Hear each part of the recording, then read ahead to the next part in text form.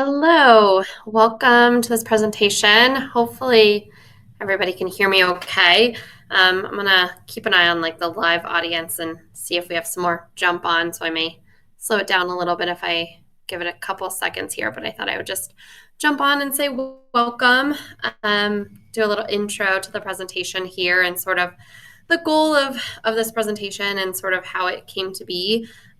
Most of you know me, but some of you may not. I'm Laura Frenkel. I'm a commercial real estate agent here in the Denver area. I've been in commercial real estate for 13 years now, and I also own several single family and multifamily properties and have been doing that sort of over the last 10 plus years of sort of acquiring properties.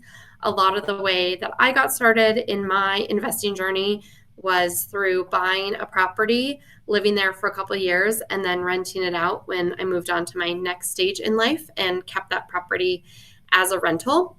And so that's a lot of the ways that I acquired. I think it's a great way to do it for yourself and for your own kind of investing journey.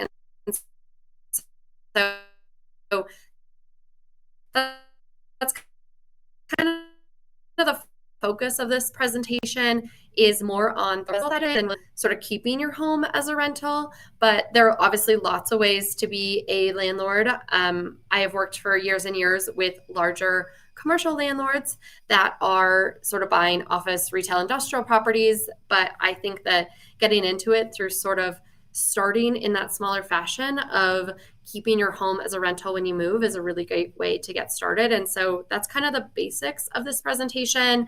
But if you have questions on larger scale investing, this can certainly be easily scaled to multifamily, but I have lots of knowledge when it comes to sort of bigger scale on the commercial side too, and I'm always happy to answer those questions. But just to give a little background on this presentation, that's sort of the focus is on how do you become a landlord if you currently own a home and you want to keep it as a rental property when you move.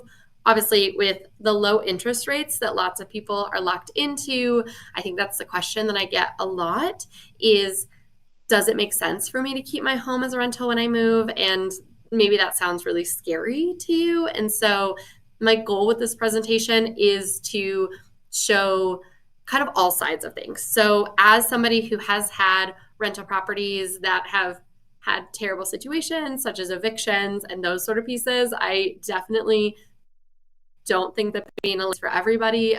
There's certainly some downsides to it. It is not passive. I certainly think that owning property is a lot more active. Just like owning any business, I think you really should think about your income properties as a business. It can be very beneficial and create very good income for your family. And so that's kind of my goal here is to walk you through the basic steps of becoming a landlord and then just kind of go over some of the pros and cons of that and answer any questions that you have. So thanks for being here. I appreciate you joining me. And I think probably we can get started. I think I'm just checking to see how many people we have joined, and most of the people that registered did. We have a couple stragglers that are jumping in, so maybe I'll give it a few more minutes, but I may just kind of get started with the basics here, and hopefully anyone else that wants to join will hop on shortly. So let's see here. Sorry, and this is a platform I've never used before, so I'm trying to figure it out. Hopefully it's working for everyone else and you guys can see and hear me. Maybe give me a little note if for whatever reason you can't, but I think hopefully that should show up and everyone can see and hear me okay. So perfect. All right, so next slide. So here's kind of the basics that we're going to go over. Don't need to bore you with all of that, but we'll kind of get into all the steps of becoming a landlord and kind of just everything that I think you need to know is the basics if you're thinking about keeping your property as a rental or buying a rental property. And then I'm happy to answer any questions. So I touched on this obviously a little bit earlier, but just the basics about me. So I have owned in the past and currently own two, I think still. We sold a lot of them in the last couple of years. Rental properties, mostly multifamily and single family. But like I said, I bought those as sort of, we lived there. And then when we moved, we kept it as a rental. And I did that multiple times, but then picked up a couple other multifamily properties as well. And then in my regular day-to-day job, I'm a commercial real estate agent. And my initial start to commercial real estate was in property management. So I managed mostly warehouse buildings and kind of got to see the gamut of interesting things that come when those are your bread and butter. So something to touch on, which is my why. So owning property has actually been super beneficial in giving me options in my life. And it's the thing that I'm super passionate about and why I really care about helping other people be able to create freedom in their life through owning properties. So a couple years ago, I was in a situation where I really wanted to move my family and career for a lot of personal reasons. But anytime you make a big career shift, it can be very scary. And something that I was able to really fall back on as I was worried about going from a very steady income to no income was knowing that I had my rental properties and the cash flow that came from those. And so having that as sort of a base to fall back on was super helpful for me when I was making those decisions. And I think especially as women, as we're trying to grow our families and our careers, having that base of rental property has been so helpful for me in just feeling a lot more confident. And so it's something I'm super passionate about. And the reason I love helping other people feel confident in becoming landlords and making rental income for themselves is that it just gives me so much freedom. And I would love for that to be the case for you too. So, and obviously it has lots of benefits when it comes to long-term wealth creation, generational wealth, cash flow, but it doesn't, I don't think of it as a passive investment. I mean, yes, you can hire a property management. There's ways to make this a lot more passive if you would like to, but even then, you still have to make decisions. It's not completely passive. You have to be there to make a decision on should we do this thing or not do this thing? Is that tenant okay? I mean, no landlord is completely unable to just check out and walk away all the time.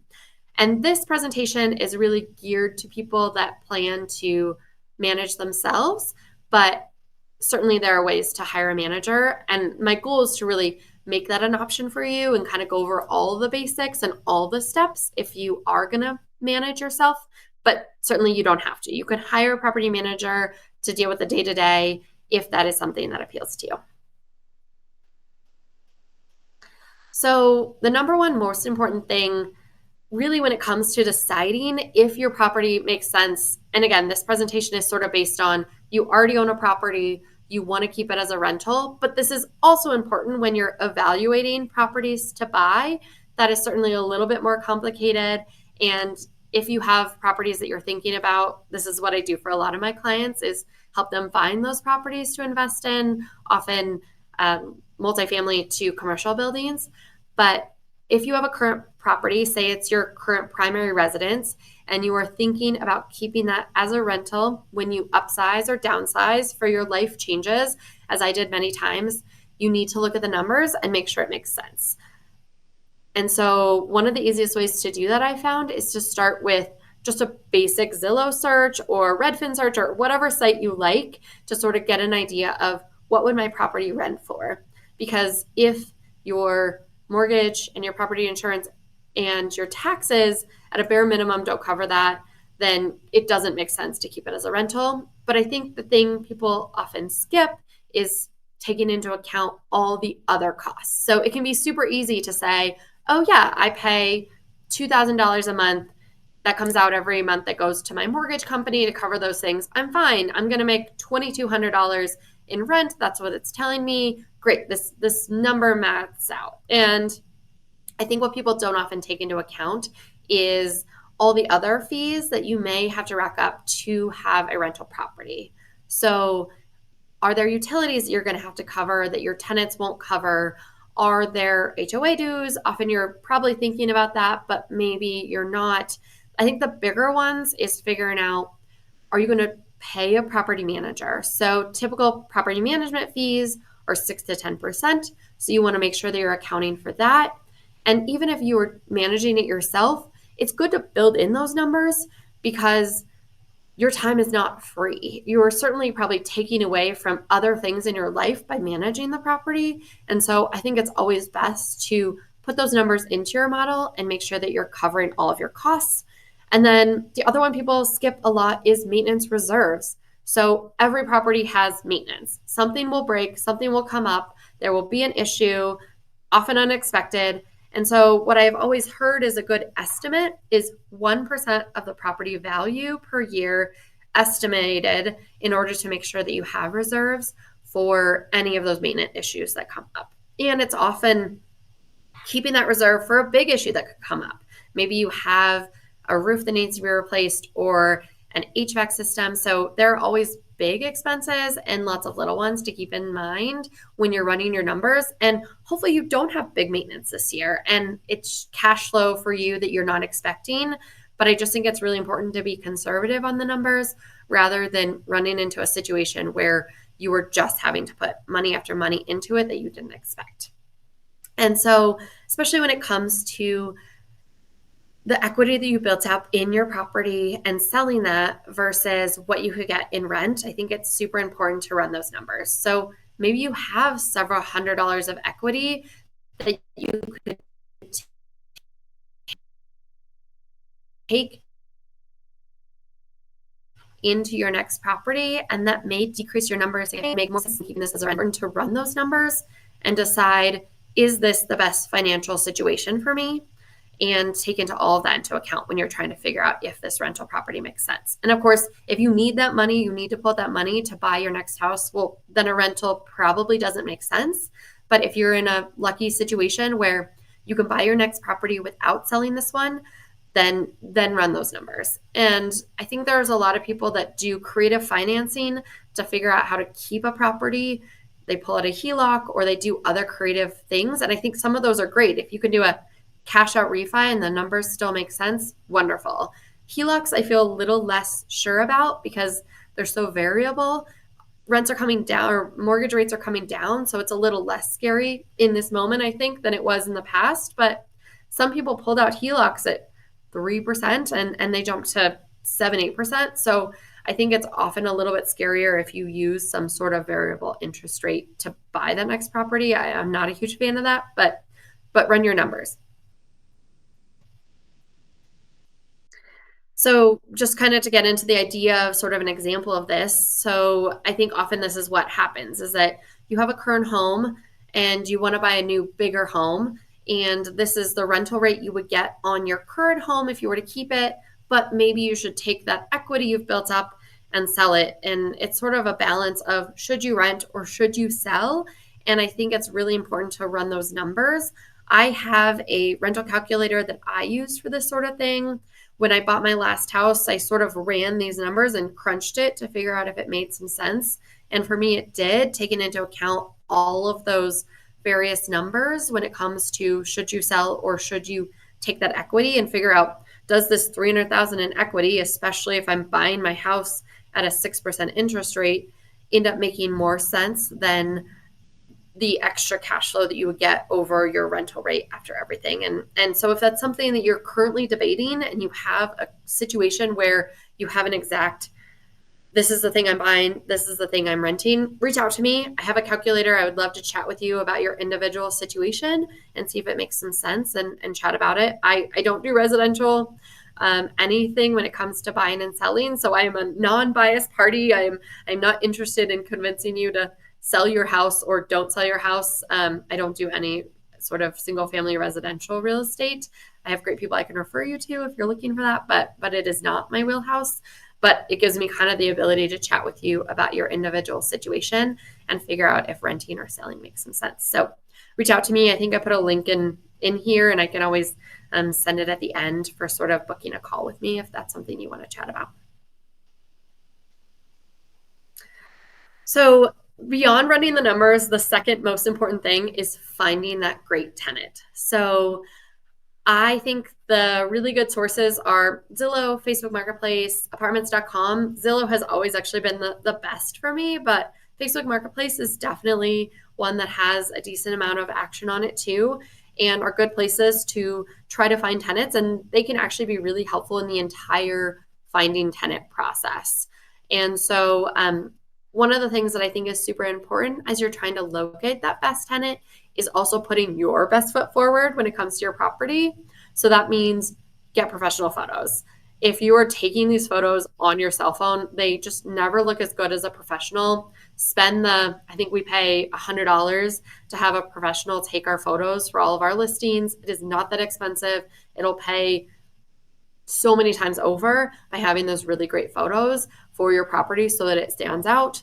I think anything else that you can do when it comes to marketing is also very important. Anytime somebody can go online, which is where everyone finds everything these days, and can basically get a grasp of what your property is up front. So is that paying for a virtual tour? Is that paying for floor plans? I think all those things can be really helpful when it comes to marketing, and the more the better. I don't think you can go wrong by doing more when it comes to marketing of your property.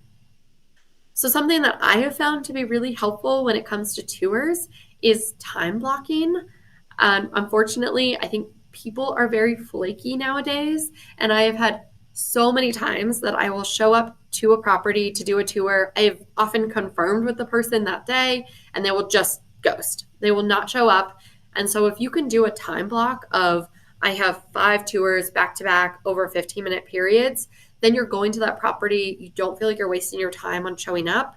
I just have found it to be so much more helpful if you can to really time block those showings. I do like to do them in sort of individual increments instead of an open house, only because I find an open house to be a little bit chaotic. You don't get the chance to really interview that tenant. I feel like that tour is often sort of a way for you to interview them in the same way that they're interviewing you in your property. I think it's helpful to have those like 15-minute windows so that you can spend the time with those people that show up. But I think back to back is best. And if they do overlap a little bit and they see that there's other interest from people, I also think that can be helpful in showing them that this property is valuable and that other people like it. Some reason people often like the stuff other people like. And so if they feel that urgency of, oh, I better get my application in, other people are looking, I think that that helps too, just in creating some buzz around your property. So I think that can be helpful, but I recommend those sort of like time block windows. So screening applicants, obviously very important. You could have a person that you like in person, but you find out once you run their credit report, eviction, all of those sort of pieces that they may not be as good of a tenant. So there are really great portals. Again, I use Zillow. I find Zillow to be a really helpful source for all of these things, but the tenant will pay for these pieces too. So that's really nice as a landlord. You're not footing the bill to run their credit report. But it'll often give you credit, eviction history, criminal history. They'll do an income verification. Often they'll send you, here's my current landlord. And I've actually found that to be one of the most helpful things you can do is calling those current landlords, because they usually have something to say about the tenant. Sometimes good or bad. Some landlords give you a lot of tea on it, some don't, sort of depending on their situation. But I find that it can be really helpful to do that too, and just vet your tenants however you can. You want to make sure that you have good tenants as much as you can. And if you have questions on the tenant, the thing I have found to be exponentially helpful is taking additional deposit. So often my new standard is to take at least 1 month's rent as deposit, but also take last month's rent so that you're holding at least 2 months' rent, and then that first month's rent upfront too. So it often ends up being 3 months' rent that you take upon lease signing. And you can work with your tenants on this, depending on the situation. That is sometimes a lot of cash for them to bring up front. And so there are times when it makes sense to sort of not require them to give all that, but it can also be a great way to figure out how serious your applicants are and how creditworthy they bring that amount of cash to the table. I actually had a situation recently where we screened a new tenant. We had some questions. So we said to them, okay, we need first month's rent, last month's rent, and deposit sort of upfront, and they weren't able to do that. And so we were like, all right, we'll take the risk. If you can at least pay first month's rent and deposit, then let's take that sort of last month's rent. We'll do it in increments for you over the first 2 months. And funny enough, the tenant almost immediately wasn't able to make those extra payments. And then it actually helped us figure out super fast that they couldn't make payments really at all. It sort of push them over the edge. And I would say it's almost better to find that out quickly. The tenant basically self-selected and actually just said, hey, I'm just going to move out and you can just release this. So I think that's better than an eviction. I have dealt with an eviction a couple times now, and it is about the worst situation possible is to actually go through that full eviction process with the tenant. I would much rather them self-select and kind of hand a property back to me than having to actually like go through the whole court process of eviction, because the courts really favor tenants. I mean, they give them tons and tons of options. In my eviction story, I literally got to a situation where the tenant left their dogs behind. We had to call animal control to come and get those dogs. Those dogs had proceeded to like poop all over the apartment. It left a very, very bad situation. And so if you can avoid that eviction as much as possible, I highly recommend it. I mean, working with your tenants, and I'll touch on this a little bit, I think, later. But one thing I will also say when it comes to evictions is it's better to start the process as soon as your tenant falls behind. So often as landlords, and I am 100% guilty of this, I want to work with my tenants. And I think it's good to work with them in coordination with starting that formal eviction process, because the process gives tenants so many outs when it comes to catching up on rent. Don't they're late, file that eviction and just start that process. It just delays things so much, and they're given so many options to back out. And you can cancel it really at any time, but there's a lot of time built in for that process, and it's better just to start it and to tell your tenants that it's like, I want to work with you. I want to make this happen. I just have to do this formally. And if at any point you get caught up, great. That's what I want. I want you to be a good tenant. I want you to get caught up, but just start that eviction process as soon as they fall behind, and take it really seriously, because the more seriously you take it, the more seriously they will take you. If you give them a lot of leeway, I found that people sort of like push their boundaries. So once you've selected a really good tenant and you found someone you really like, creating a lease is obviously very important because it lays out the ground rules for everything in your sort of process going forward. And the thing about leasing is that it's really a relationship. It's sort of, here's the groundwork of our relationship. Here's what I expect from you. Here's what, you expect from me. And one of the things that is really important is to get in touch with a local lawyer wherever you are. Obviously here in Colorado, I have some recommendations, but use a lease template that makes sure it's checking all those boxes on all the laws. And so I recently ran into an issue too with mine. I was using an outdated lease. One of the laws had changed when it came to evictions, where if you are a small enough landlord, you can file a 3-day eviction. But if you're a bigger landlord, you have to file a 10-day eviction, at least for that first eviction notice. You have to give them 3 days or 10 days. And I was using an old template, and so it didn't have that box that said like, yes, I am a super tiny landlord, checkbox, I can file a 3-day. And so instead we had to wait in a full 10 days before we could start that eviction process from the demand notice. So it's really important to make sure you're keeping up to date on all those things, and that you have a current lease that does all the things that you want to be covered with. Laws are always changing. So for example, some laws I wrote down here that have changed recently. Pet deposits have changed. So I believe now you're only allowed to take $300 as a pet deposit. This has actually triggered me to start taking pet rent, where in the past I would take a larger pet deposit. I have generally found that in Colorado, lots of people have pets.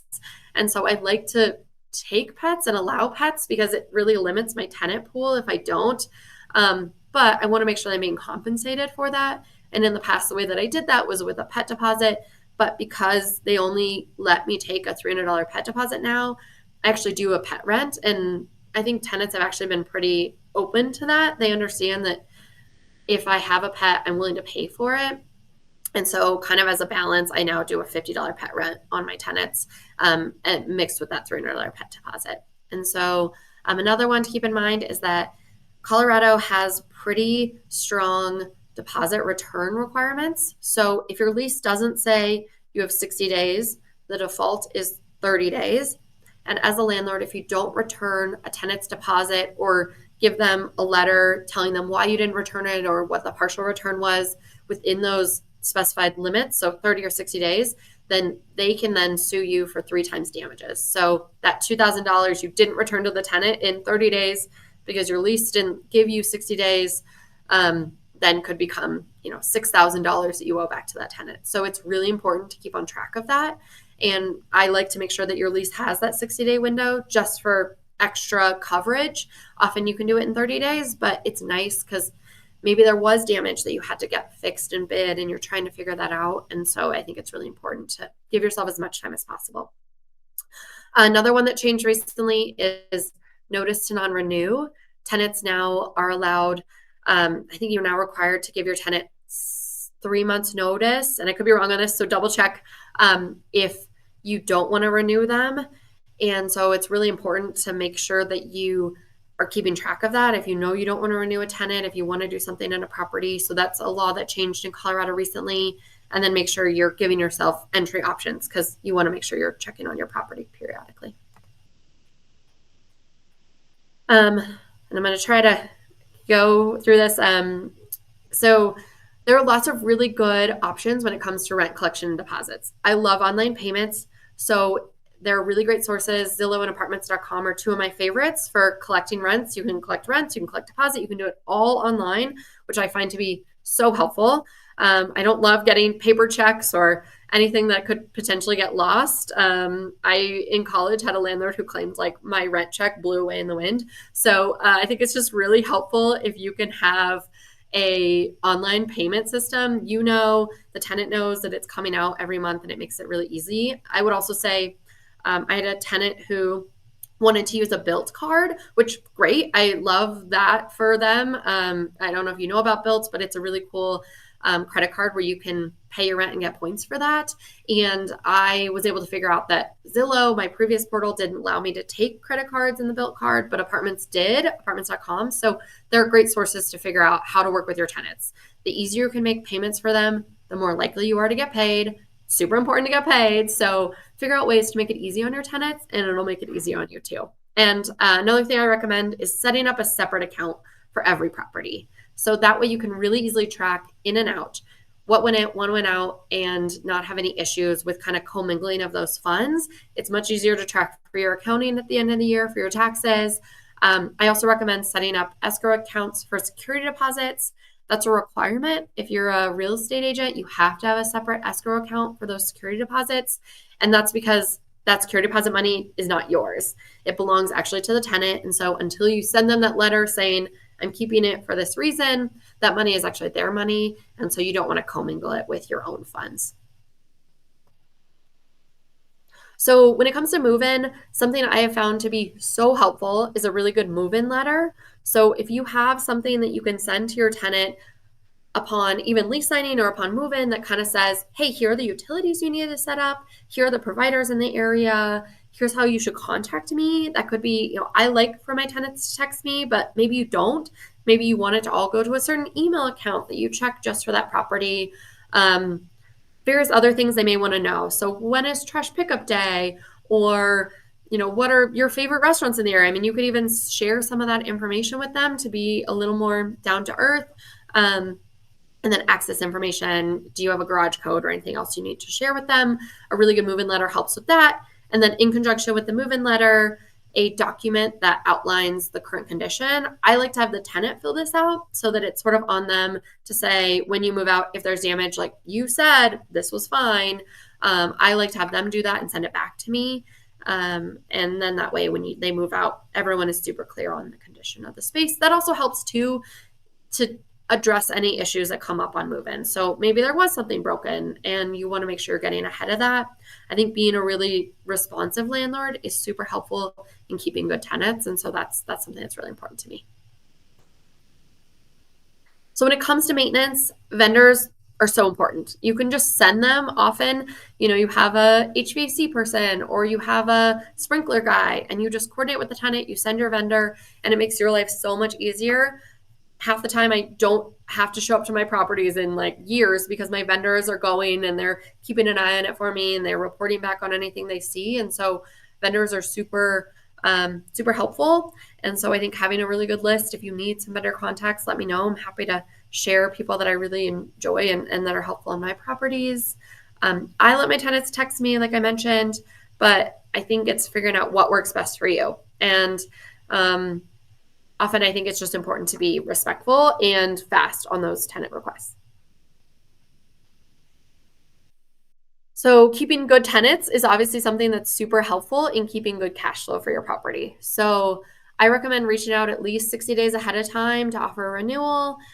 Generally, I do 3% renewals. That's kind of standard. But one thing to keep in mind is that if the market has gone crazy and rents have increased a lot, you want to keep an eye on that and make sure you're not missing out on additional cash flows by under renting your property. I had that issue. I had a tenant in a property for 5 years. They were great, but I realized at the end of their term when they came, oops, they went out. That was still too long. When it came to the end of their term, I was actually probably way undercharging because the next tenant I got was several $100s more than my tenant had been paying. So I ended up in a situation where I was probably missing out on some rent by undercharging them. But in the end, having those good tenants, not having vacancy, I think vacancy is such a big deterrent to your property. And so if you can keep that vacancy, not have a lot of turnover, not have a lot of downtime, it helps too with cash flows. So something to definitely keep in mind as you're trying to renew your tenants. Sorry, I'm in a little water. And make sure you have those really good tenants and keep them if they are good tenants to you.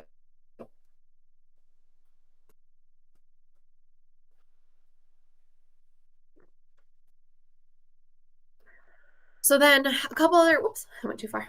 A couple other considerations. Insurance, you always want to make sure that you're covered and that your insurance policies are covering your property as a rental. So make sure you reach out to your insurance agents. I also carry an umbrella policy to make sure I have extra coverage for myself, just because that was important to me. Local licensing is super important. So if you are in Denver or Boulder, I know for sure those are two where they're required to have rental licenses, and that's a process. You have to make sure that you get that license before you even advertise your property. And often it requires an inspection and some other pieces. So if you're in those municipalities and really anywhere you are, just check into your local laws and make sure that you're covering all your bases when it comes to licensing because you don't want to get in trouble. Fair housing really applies to when you're advertising your properties. There are certain things you're not supposed to do, such as say family friendly is one of them, because it sort of gets into those fair housing issues. So make sure you're being pretty broad when it comes to your advertising and you don't trigger any issues there. Accounting, like I mentioned earlier, having separate accounts for all your properties is super helpful when it comes to just tracking your ins and outs of your property. And there's some really good just banks. I use First Bank for some of mine, just for escrow accounts. They were super helpful with escrow accounts, but you could use really any banking that you feel like is good for sort of keeping track of your property. And then don't forget about your taxes and your exit strategy. So one thing to keep in mind is that if a property has been your primary residence for 2 of the last 5 years, you don't have to pay capital gains when you sell. And so really keep a track on that. If you are renting out something that was your primary residence, you may want to sell in a couple of years, keep it as a rental and then sell. But you can always 1031 too. And there are some good options there when it comes to tax strategy. So talk to your CPA. I'm not a CPA. I'm not a tax or accounting expert. So talk to all those people when it comes to trying to figure out those pieces. Questions. So I'm just going to open up the floor. I think there's a way for people to write in questions. Hopefully I haven't missed anything in the chat.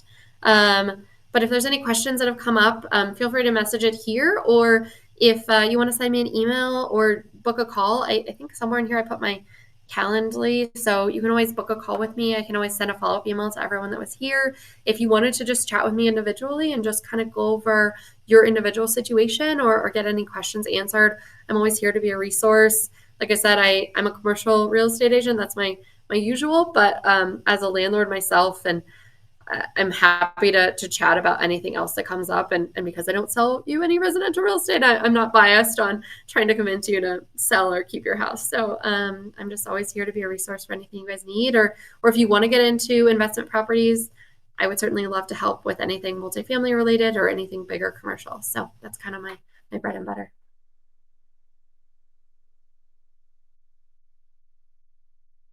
Okay, so